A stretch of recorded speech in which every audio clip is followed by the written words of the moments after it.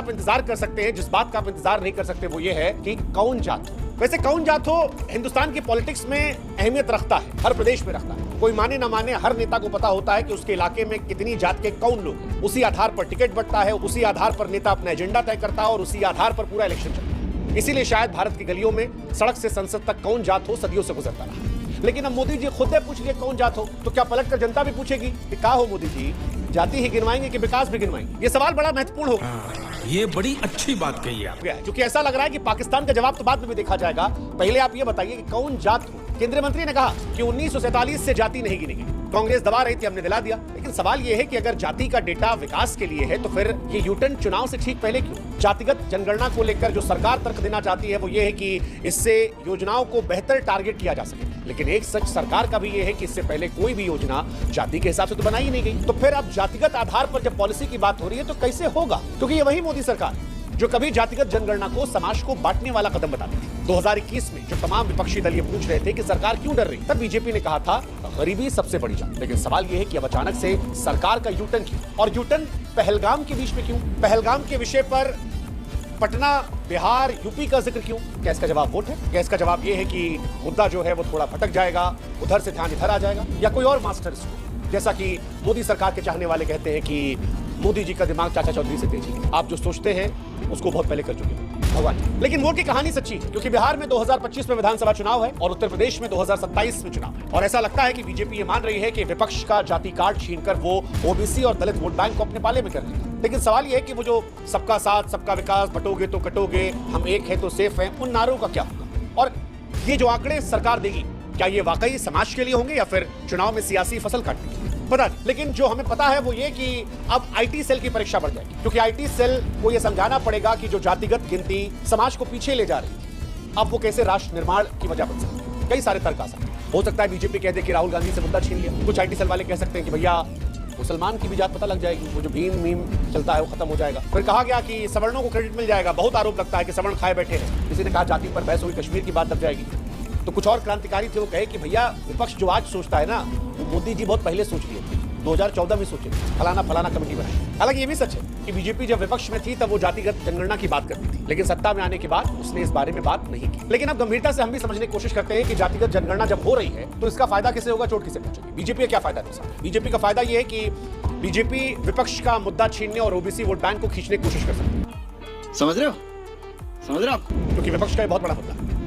नुकसान ये है कि जो अपर कास्ट है उनमें बीजेपी को नाराजगी का सामना करना पड़ा। अपर कास्ट चीख चीख कर कह रहा है कि सारा बीजेपी जो है वो हमारे खिलाफ है, वोट हम देते हैं और इनकी सारी पॉलिसी हमारे खिलाफ जाती है। हिंदू राष्ट्र और हिंदू एकता के नैरेटिव को भी नुकसान इससे पहुंच सकता है। विपक्ष का क्या फायदा है? विपक्ष ये कह सकता है कि सरकार भले इनकी है लेकिन सिस्टम हमारा है। ये हमारा थॉट प्रोसेस था और अब इसे हम कर रहे हैं। नुकसान ये है कि अगर भाजपा ने इसको अच्छे से प्रचार प्रसार कर लिया, माहौल बना लिया, तो इसका क्रेडिट अगर भाजपा ले आती है तो विपक्ष के हाथ से एक बड़ा मुद्दा जो है वो स्लिप हो सकता है। समाज के हिसाब से फायदा ये है कि अब जो नीतियां बनेंगी उसमें वास्तविक प्रतिनिधित्व जो है उसकी संभावना, यानी जिसकी जितनी जाति होगी उस हिसाब से उसका रिप्रेजेंटेशन हो सकता है पॉलिसीज। नुकसान ये है कि सामाजिक बंटवारा इससे हो सकता है, जातीय तनाव बढ़ सकता है। ये दो धारी तलवार है, समाज का उत्थान भी कर सकती है और समाज को बर्बाद भी कर सकती है। ये इसी कहानी। 2011 के बाद इस बार पहली बार जातिगत जनगणना का ऐलान हुआ है। लेकिन बड़ी बात यह है कि यह ऐलान जो है ये तब हुआ है जब देश पहलगाम में आतंकवादी हमले के बाद जवाबी कार्रवाई की उम्मीद कर रहा था। लेकिन मोदी सरकार जो अब तक जातिगत जनगणना को समाज विभाजन की वजह बताकर डाल रही थी, वो अचानक ये क्यों करती? कई मायने निकल सकते हैं। एक मायने ये निकल रहा है कि हेडलाइन चेंज करनी, जनता जो है वो 24 घंटा टीवी, अखबार, सोशल मीडिया खोले बैठी है कश्मीर का बदला लेने की, और आतंकवादी पकड़े नहीं गए अब तक। पाकिस्तान पर अब तक कोई स्ट्राइक नहीं हुई और जनता चाहती है कि कुछ ऐसा हो, आतंकवादियों को मारा जाए, पाकिस्तान से बदला लिया जाए। तो ये हेडलाइन मैनेजमेंट का हिस्सा हो सकता है। एक दूसरा हो सकता है लॉन्ग टर्म में यूपी बिहार को इम्पैक्ट, विच इज ऑब्वियस, वो तो है ही है, इसमें तो कोई दो राय नहीं है। तीसरा क्या इसके अलावा भी कुछ हो सकता है? क्या कोई ऐसा फैसला आ सकता है जिसमें विपक्ष का जो वोट बैंक है उसे आधा करने की जरूरत हो? विपक्ष की ताकत क्या है? मुसलमान प्लस पिछड़े दलित आबादी, क्या उस तरह कोई कदम हो सकता है? देखने वाली बात है। लेकिन फिलहाल विपक्ष क्रेडिट युद्ध लड़ रहा है। विपक्ष कह रहा है कि देखो जी, हमने पहले ही कहा था। कांग्रेसी कह रहे हैं कि देखो बीजेपी झुकती है, झुकाने वाला चाहिए, राहुल गांधी जैसा फौलादी नेता चाहिए। आरजेडी कह रही कि देखो तेजस्वी भैया हमारे कह रहे थे, हमारी बात मान ली गई। तेजस्वी भैया, लालू जी दशकों से संघर्ष कर रहे थे। अखिलेश यादव कह रहे हैं कि पीडीए की जीत है। लेकिन ये क्रेडिट की लड़ाई है। ये वैसे ही है जैसे कई सारे बच्चे एक खिलौने पर लड़ रहे हैं। सवाल ये है कि अगर आंकड़े आए तो क्या विपक्ष 50% आरक्षण की सीमा को तोड़ पाएगा या फिर बीजेपी इसे अपने तरीके से बनाएगी? और क्रेडिट किसको जाएगा, वो जो इसके लिए लड़ रहा था या वो जो इसने इंप्लीमेंट किया? ये भी देखने वाली बात है। लेकिन जो बात स्पष्ट है वो है यूपी बिहार में कौन जात पात की सियासत। यूपी बिहार में जातिगत जनगणना का असर दिखना तय है। आंकड़े आते ही इसीलिए हर पॉलिटिकल पार्टी ने अपनी अपनी जाति का परचम लहराना तेज कर दिया है। यहाँ गणित साफ है। तेजस्वी भैया कह रहे हैं जिसकी जितनी आबादी उसका उतना हक।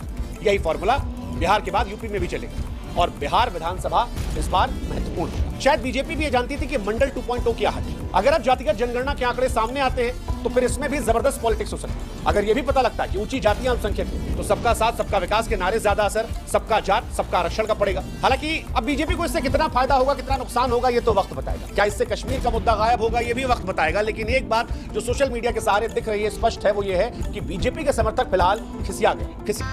गजब बेइज्जती है। क्या गए हैं और वो नाराज होकर भी कई सारे कह रहे हैं कि सरकार से एनआरसी मांगा जातिगत जनगणना दे दी।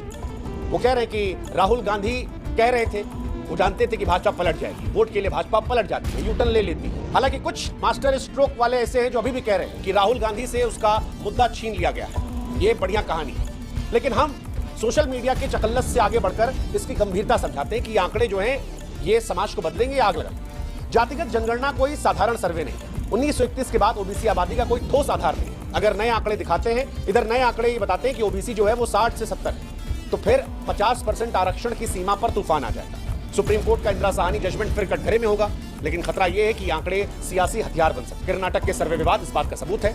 सरकार को पारदर्शिता बरतनी होगी, वरना ये आंकड़े समाज को जोड़ने की बजाय तोड़ने वाले भी हो सकते हैं। हालांकि इन सब के बीच में पहलगाम में आतंकवादी हमला चल रहा था, पीएम मोदी सुरक्षा मीटिंग कर रहे थे और उसी समय जातिगत जनगणना का फैसला आना अपने आप में हैरान करने वाला है। एक तरफ पाकिस्तान के खिलाफ प्लानिंग चल रही थी, वहीं दूसरी तरफ जातिगत जनगणना का मास्टर स्ट्रोक। ये टाइमिंग बताती है कि सरकार इस मुद्दे को राष्ट्रीय सुरक्षा के शोर में दबाना चाहती थी ताकि विवाद शायद ज्यादा न हो, लेकिन सोशल मीडिया ने इसे सुर्खियों में ला दिया। लेकिन कुल मिलाकर कहानी यही है कि मोदी सरकार का यह फैसला सियासी चाल वाला भी है, सामाजिक जरूरत भी है। विपक्ष इसे अपनी जीत बता रहा है, बीजेपी से अपने नाम करेगी। यूपी बिहार के चुनावों में जो इसे अच्छे से बुला ले जाएगा उसके लिए गेम चेंजर हो जाएगा। लेकिन याद रखिएगा, जाति सिर्फ आंकड़ा नहीं, ये हमारी पहचान, हमारे जख्म और हमारे सपनों का हिस्सा है। इसीलिए कौन जात हो पूछने से पहले क्या सरकार ने सोचा कि इसका जवाब जो होगा वो समाज को जोड़ेगा या तमाशा बनाकर करेगा। सियासत अपनी रोटी सेकेगी, लेकिन जनता के तौर पर हम आपसे अपील करेंगे कि जब आपसे पूछा जाए कौन जात, तब आप उस आग की तपिश से बचने की कोशिश कीजिएगा, क्योंकि सियासत का खेल पूरा है। सियासत इस कदर आवाम पर एहसान करती है,